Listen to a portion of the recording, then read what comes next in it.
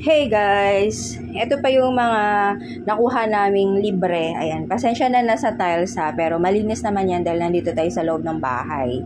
Naka-aircon naman to. Huwag kayong mag-alala. So, ito yung mga nakuha naming free. Ito ay pamimigay. Nilagay ko na siya dito para kanya na din yung bag.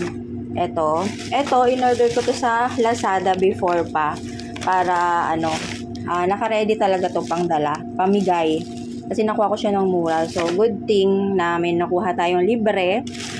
Hindi ito actually talagang puro libre lang ha. Kasi kailangan mong mamili para makuha mo siya. Parang may mga challenge.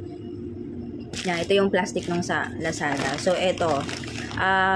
Syempre, binless tayo ni Lord, 'di ba? Ito yung second batch na pamigay natin. Kung napanood yung una kong shinare, 11 na families yun. Pero, yun, may nakahiwalay yun na, basta nasa 20 na rin na nabigyan ko nun na mga kapitbahay. Eto, ayusin natin yan kasi mga free yan. Yung mga nahakot ko kasi yung iba, ayan, yung mga kailangan mong bilhin para magkaroon ka ng libre. So, hinihiwa-hiwalay ko na yan kasi pamimigay nga natin. Tignan nyo naman kasi dami po naming stocks. Eto, mga pinamili yan. Yung toys, libre lang yan. Yan, ipamimigay din natin yung mga toys na yan. So, ayan mga libre lang din yan. Tapos, nandito pa ibang stocks. Tinignan ko yung expiration, December pa yung iba.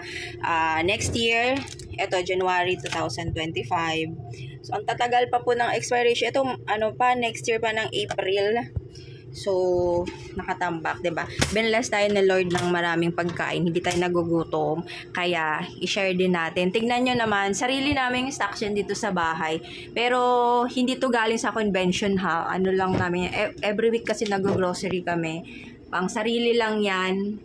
So, tas ngayon nadagdagan pa ng mga maraming stocks, 'di ba? So, i-share natin yung blessings natin. Ayan, kalat ng lamesa. Tignan nyo yung ref, oh. Punong-puno po yan ng pagkain, kaya kahit hindi lumabas, busog. 'Di ba? Kasi syempre, may itlog maalat. Punong-puno po ng stocks yung refrigerator. Meron pa, paborito ko po itong grapes. Yan, tapos meron tayong ganito. May spaghetti pa dun ni Jollibee, oh. Ito ay beauty drink natin para lagi tayong mukhang 16 cherries. Ayan, Diyos ko, nabulok pa yung iba, 'di ba? Kasi dalawa lang naman kami dito ni Jack. Sobra-sobra kami sa pagkain. Wala po kaming pera ha.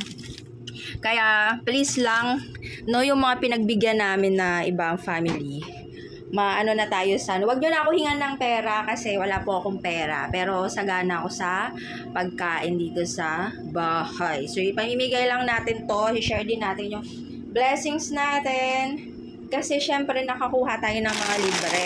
Second batch ito, mga pagbibigyan natin.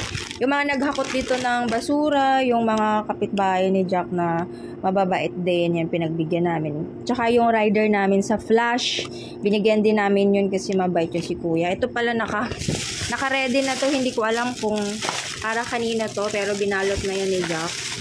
Ayan, binalot na niya, may pagbibigyan siya dyan. So, share lang din namin yan para sa inyo. Okay. Ayan, thank you Pure Gold. Kasi syempre hindi namin to makukuha kung hindi kami pumunta sa convention. Yes, kailangan ding bumili naman kasi. Lalo na yung toys, may pagbibigyan kami niyan. So, 'di ba?